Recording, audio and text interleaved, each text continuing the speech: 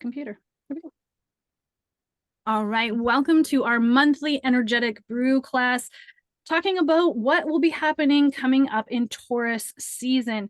Curious with this Mercury retrograde, those of you that are watching this replay, how is your tech working? There has definitely been some re-navigation on our end, and those that are live have been so incredibly patient with us as we figure out how can we.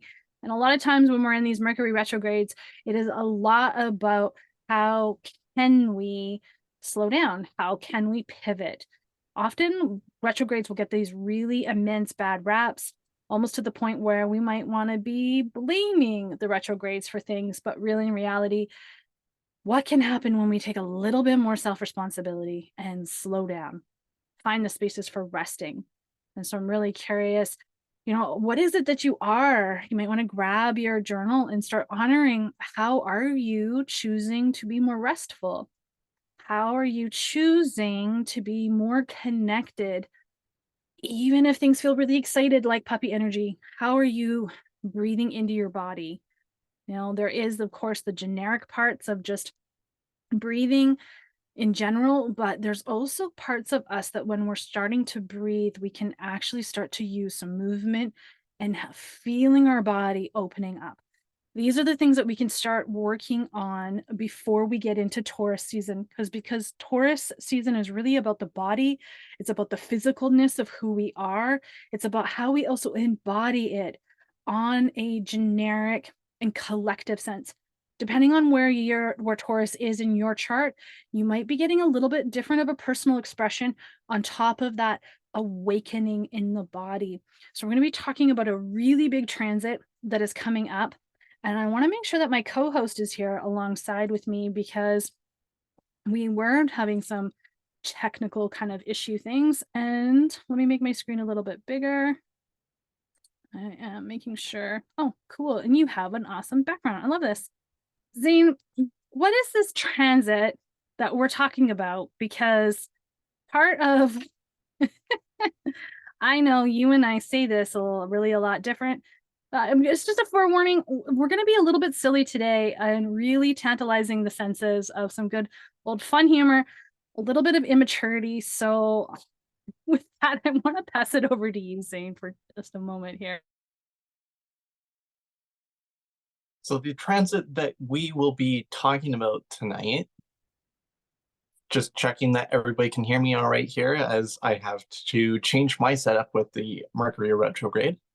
Thank you for this thumbs up on the live replay here. And so the transit that we are going to be talking about tonight is the Jupiter and Uranus conjunction. And so in the sky, Jupiter and Uranus will be coming together. And so the bit of the joke is that some people call it Uranus, some people call it Uranus. And it's that piece of, since it's in the Taurus, it's that piece of how can we take this transit, this really big transit this year that's happening, and how can we make it so that it works for us and we don't get the bull's horns in the rear end. So with that, we're going to go further in depth. And Rochelle, do you want to start us off on that? Absolutely.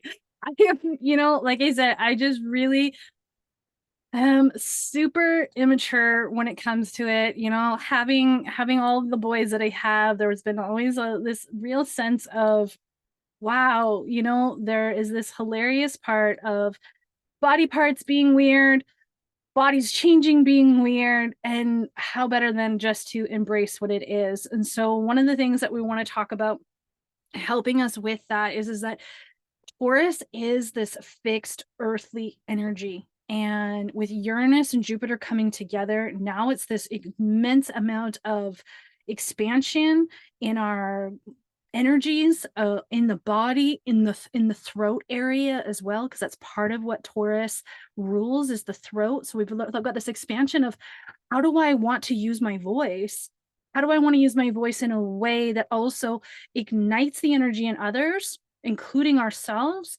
How can we also use our voice for a sense of power to be able to help usher in this Uranus energy. This Uranus energy is helping us to value the earth, value the land.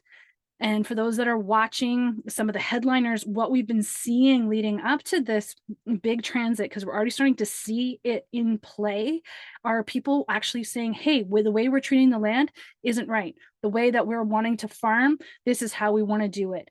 And we really truly believe that it's kind of funny how it lands on 420 day. Taurus is about the earth. There's these plants that we use, and then across the world, there's a lot of people who celebrate that recreational and medicinal plant that can be used, and that's cannabis on 420. So we thought in this container of the eclipse energy still, and that new moon, we're at the very, very tail end of it. What would happen that if we could start to see people who used the plant, seeing people coming together for that? On that day that this conjunction is happening, which is on again 420, how can we now start to see how this regulation, how the standards have changed to using this plant? I mean, I'm not here to promote it and tell people that they have to use it, but what if some of the people who are using this plant were actually helping in a way, a sense of bringing more peace to the planet? And then with this conjunction happening, what if there was actually this nuance that happened? Because there is something magic that can happen when we work with Uranus. Uranus is something that can help us in our Kundalini activation. It's a transit that happens between the ages of 42 and 44. We get into our first Uranus opposition. And Zane, when does the second one happen? Or like the actual Uranus return?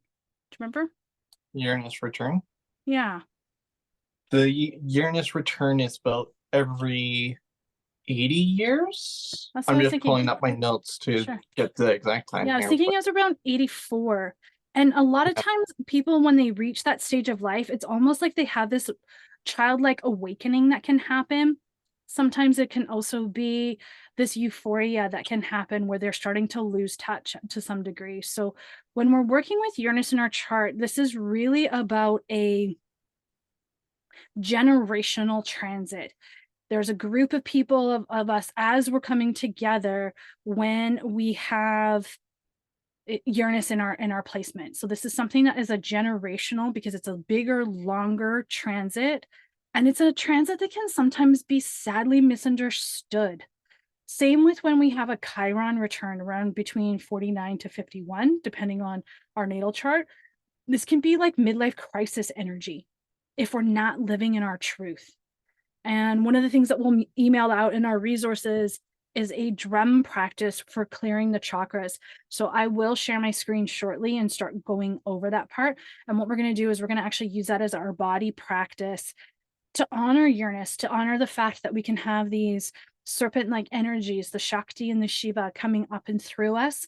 And now the whole collective is getting this Jupiter expansive energy.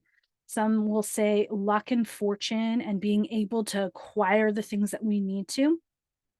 It can also be Jupiter can be also connected to like sort of like a Santa Claus like figure, somebody who's jolly, very loud, very like joyful, having this like cheerful can-do attitude, sort of this magicness, a bag of holding with him, just pulling things out of what appears to be thin air. And so when we work with Jupiter as well, this can be really good when it's coming through different houses, especially when it's coming through our second house and our eighth house. This is our money access. Jupiter can be there to help really get us find into how can we make money come to us easily. So depending on what your chart looks like and where that is, where we encourage you, of course, reach out if you don't have your natal chart yet. And if you do, really look right now, what we're going to be working with is where's Jupiter in your chart and where's Uranus in your chart and where's Taurus. Those are the three things that we're wanting to really focus on. And so for those of you that are here live, I know that I have your charts accessible, but I'm really not going to push my tech further than what I need to tonight. I know there's a couple of things that I'll share my screens with. And then for those that have their little mini readings booked with us, we'll just send out a voice memo after instead of pushing it too much on this call for ourselves for this evening. So with that, repeating just for really clear, Taurus, where's Taurus? Which house is Taurus for you? Where is your Jupiter? And where's your Uranus? And I just have to say it, where's your Uranus? I mean, come on, I don't know. I'm again really immature. So taking a look, yes, Zane is putting in the chat here, 84 years is the age that we are at when we have our Uranus return. So Uranus takes 84 years to go all the way around, where Jupiter takes 12 years to go all the way around. So part of, like, again, looking at these cycles within cycles, thinking about, potentially where your ancestors were, where was your lineage, what was happening 84 years ago in your family lineage, is also another way we can be honoring Taurus season, thinking about our ancestors and thinking about those lineage lines that we have, thinking about people in our life too, where are they at 84, and then if we're in an opposition of Uranus, and then a square would be around between, you're almost there, Zane. Between 22, 23 is when we are at, and Madison, you'd be just on the tail end of it, of a Uranus square. So before we move on a little bit, a Uranus square can be something that shows up for us of, like, really, am I using all of my capacity? What is it that I might be challenged with, that I might want to go forward with when it comes to how I can wield my energy for who I am? And sometimes it's not a bad thing when we have a square. It can be just offering us lessons to coming through. So with that, I'm going to pause this part of the recording and just check in with those that are here live. Part of being here live with us means that we pause and we really focus on what your questions are, and to be able to nurture your learning with your chart. So welcome back to this part. We usually start with a grounding practice, and tonight Zane and I, we were just too giddy to talk about getting the bull's horns and Uranus, and how important it is for us to slow down and take more time valuing our voice, valuing the land, and taking time to still enjoy this Mercury retrograde. And so I'm inviting you now into our body practice. Hopefully you can see the screen, and you can start to look at noticing that there are chakras here for us. And a part of each of these chakras, you'll see that it says drum beats beside them. And part of what these drum beats are just an invitation to tap on your own body. If you choose to tap on the chakra areas, you are welcome to do so. You can clap your hands. For those who do have a drum, you can use your drum with this as well. And before we get into that completely, as you're listening to the sound of my voice, just inviting you to feel those sit bones quietly and in a way coming into that body, releasing and letting go, and coming into the breath. And inhale through the nose. And to honor that Taurus season, letting that inhale be a little bit more vocal, feeling it at the back of the throat. That is where Taurus rules in our body, is in our throat, in our voice. And exhaling out the mouth. And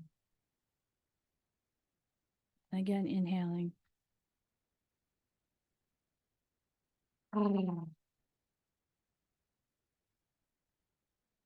Rolling those shoulders back, and really coming into that sense of that breath deepening, a lengthening, and feeling again, when you're ready, that honoring of that root chakra. We're going to just throw a little grounding cord down into the earth, into Pachamama, being able to connect with her and feel that pulsation, feeling into that mother who has always loved us, and giving her some gratitude as well, releasing the day away through that cord down as an offering. And then inhaling and then feeling that pulsation. And as you're ready, and it feels good to start just to do that one beat and honoring the root chakra, honoring that seat of that energy in the base of our torso, feeling that connection to just one, to the oneness. Noticing where that color red might be for you.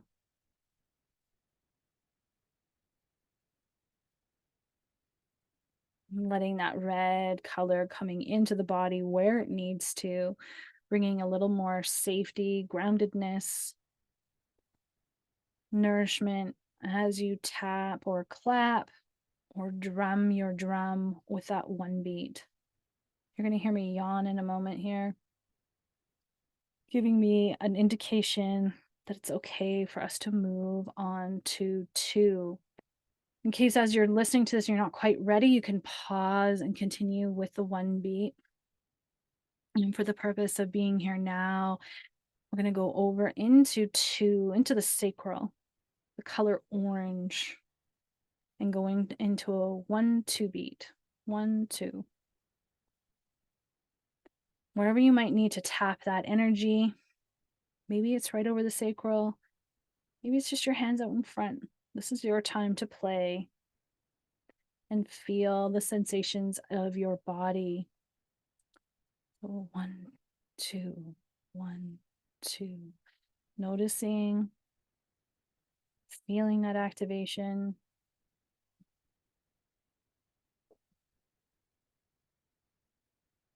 And again, calling in that color orange wherever your body may need it.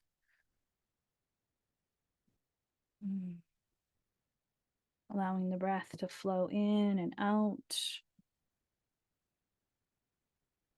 And gently letting it go. And we transition into the 3 beats now, tapping 1, 2, 3. 1, 2, 3 in the solar plexus. And notice where the color yellow needs to be in your body.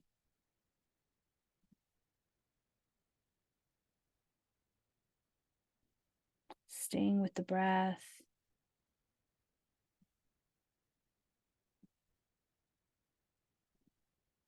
Good.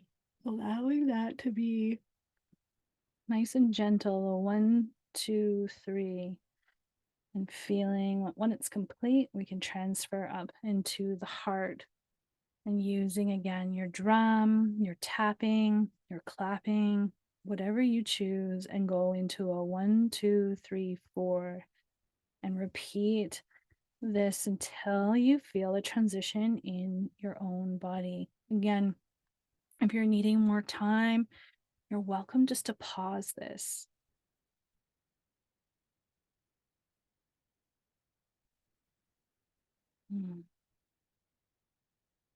Letting that breath spill into your lungs.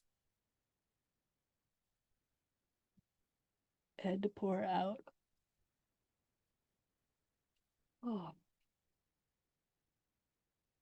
Moving up into the throat now, bringing in that beautiful teal color, blue into the throat. Again, using a count of 5.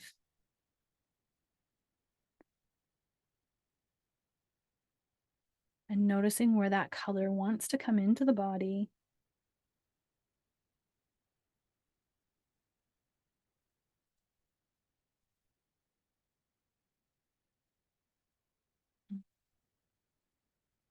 And allowing whatever sensations are washing over your body just to be this experience of awakening these senses within your whole being, in that throat chakra.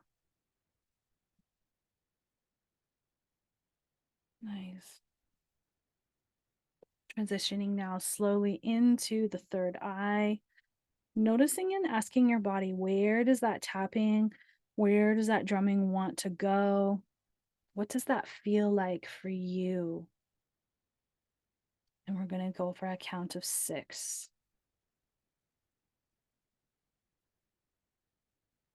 2, Noticing how that feels for you.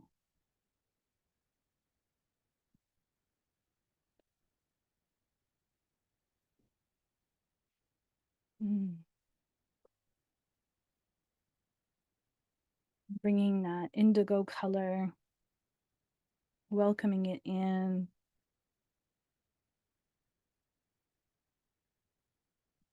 Letting it wash over you.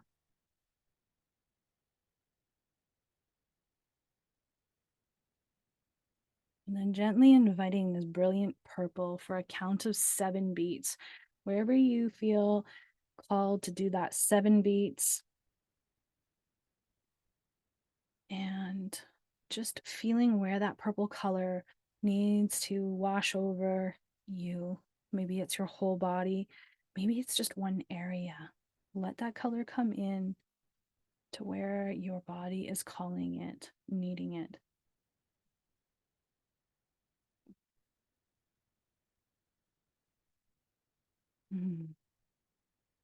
Again, keeping that breath nice and long for the count of 7.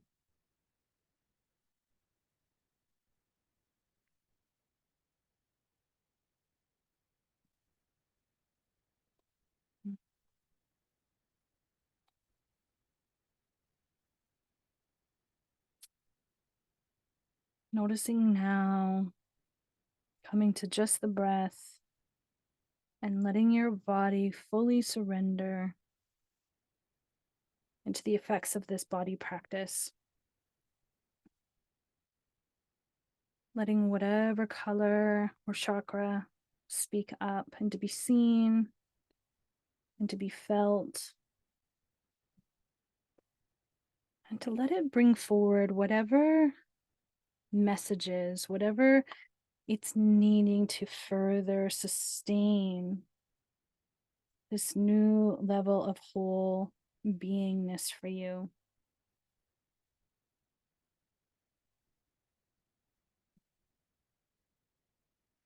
Letting this come to you in a natural way without forcing it.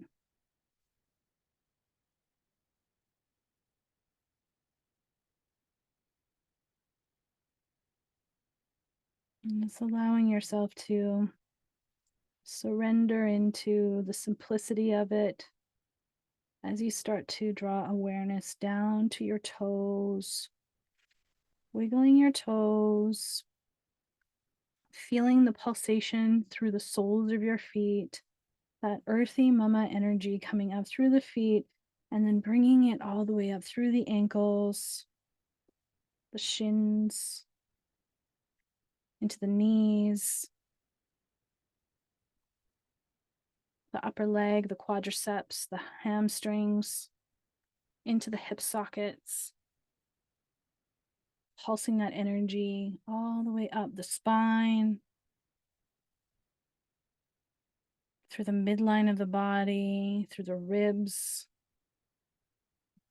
back of the shoulder blades, to the shoulders, to the front of the chest. And then letting it come into that throat space, pulsing, creating, calling in that fixed, sturdy energy of Taurus just to feel at home in that throat space, clearing anything that might be needing just to go back up into the Star Nation.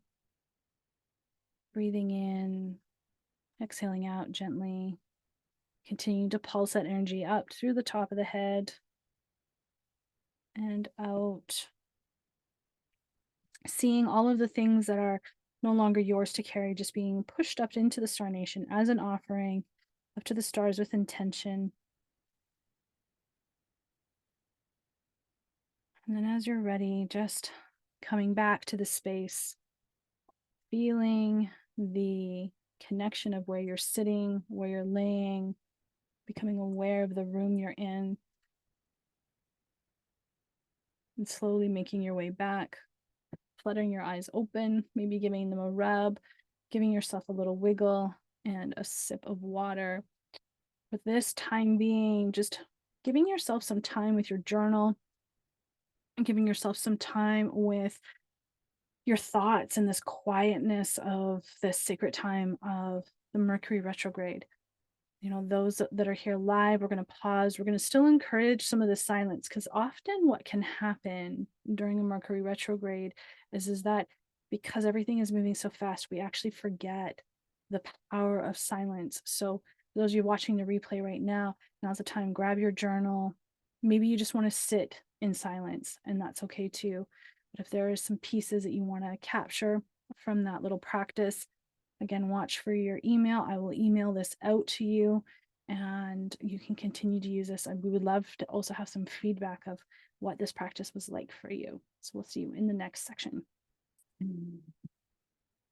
Welcome back to our next section, where we're going to start talking a little bit about the numbers and being able to also make sure you're on our email list. I know that you might be watching this from one of our socials, and wanting to make sure that the Taurus season is the easy, connected, activated senses. We really spoke about that April 20th, when we're having Uranus and Jupiter together, coming together in a time when Mercury's still in retrograde, at the tail end of its retrograde. But it's really about this inwardness. Maybe it's using that chakra clearing. Maybe it's doing something else that you can start to activate that Kundalini energy within you, where you can bring that full sensation of your whole being into play and then receive that activation. When we look at April ending and May starting, we have an interesting piece that happens for us.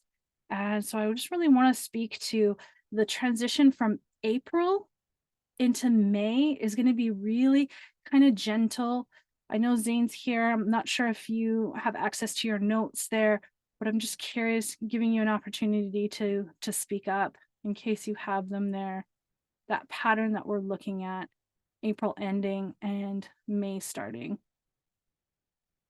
We are ending April with the 6 energy day, and we're moving into April 1st with the 5 energy day, a day of freedom.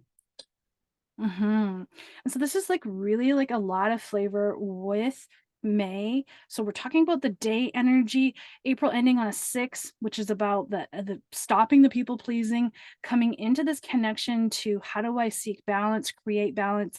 And then May 1st coming on that 5 energy day. Like Zane said, it's about this freedom. Now, the whole month of May is a 4 energy month. So this whole month of May, regardless of the solar season ending, like Taurus will end later in May and then start up the Gemini season. But while we're in Taurus season, for the most of the month of May is again about this physical body. It's about the physical plane. It's about creating foundations. It's about creating a connection of systems. What is it that I'm building, and how will I create stability for myself? So as we're going into the month of May, one of the preparations we can do for ourselves is really start to look at, how am I going to plan to create those foundations where during this retrograde that we're in right now, there's might be ideas that will come forward that we didn't expect to come. So just knowing this information ahead of time, allowing for this brew of connection for the rest of April, letting things come to us in an intuitive way. How is your intuition helping you to expand?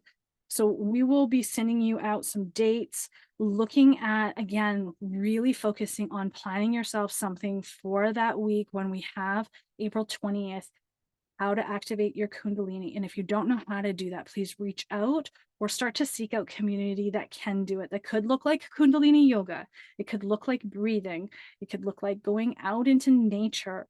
It could be drumming your drum. It could be maybe just laying in Shavasana, whatever that might look like for you, depending on where your whole being wellness is at, where your energy is at. We've come out of this eclipse season and we still might be feeling some of the effects of it up until the next 6 months. So some people have been having a little bit more tired feeling. Some people have been having boosts of energy. We're really curious on, Are you listening to your body? That is really the important part here in awakening your whole being wellness. So, with sort of a wrapping up, watch your email. Zane, is there anything that you want to share in closing? Because I know there's this list, and I'm just really curious if there's something you want to make sure that's in this replay for those that are watching. Well, the only major piece that I can say, besides this major transit of Jupiter and Uranus, is Mercury and Chiron. And Mercury and Chiron, Mercury is in its retrograde, but a few days after this live replay here, Mercury will be going over Chiron. The exact dates will be in the email, but it is happening April on 15th. April 15th is the first time. But within this Taurus season, it's going to happen again on May 6th. And by that time, Mercury would be going direct again. So leaving and starting going through Aries once again. And so I just find that's interesting because it's like talking about our values, but then it might also be a sense of wounding, of like short-term wounding or hurt when it comes to communication. But then there's that lesson of how to heal it and how to teach it within your community.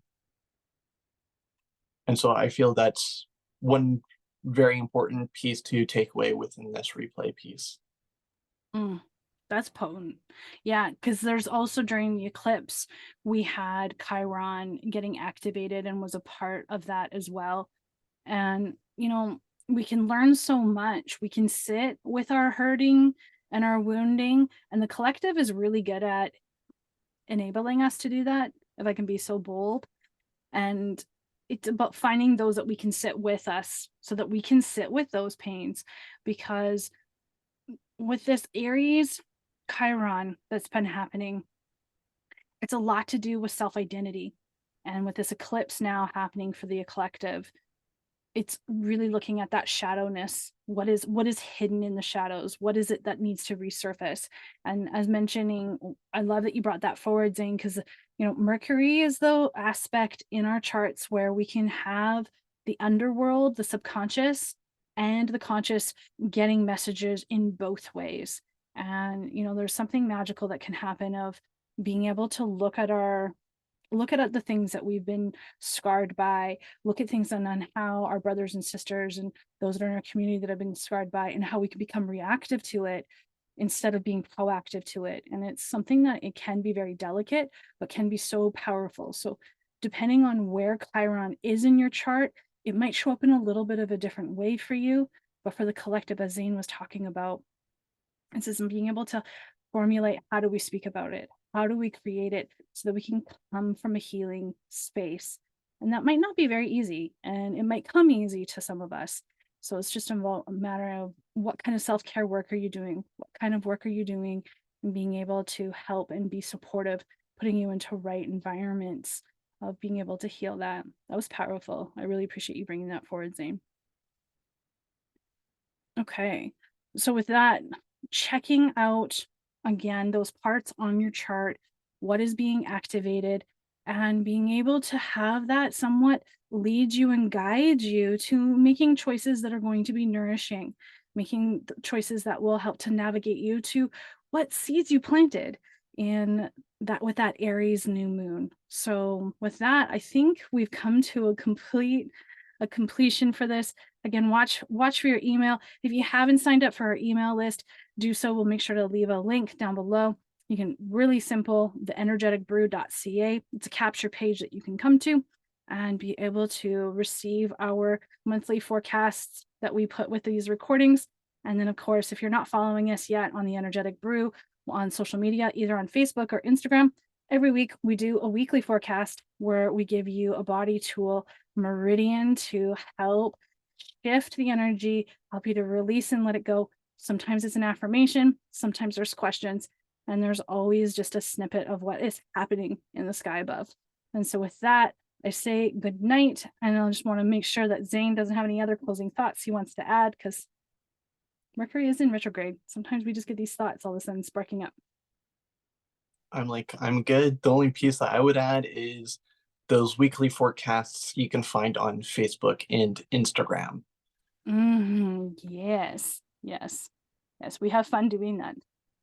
Yes, absolutely. So thanks again. If you found this over on YouTube and you feel that it has brought some value to you, never hesitate to share with someone else, because we're here to help support more community and to reach more people understanding their chart and helping to awaken their whole being wellness as well. So thanks again. Thanks for watching.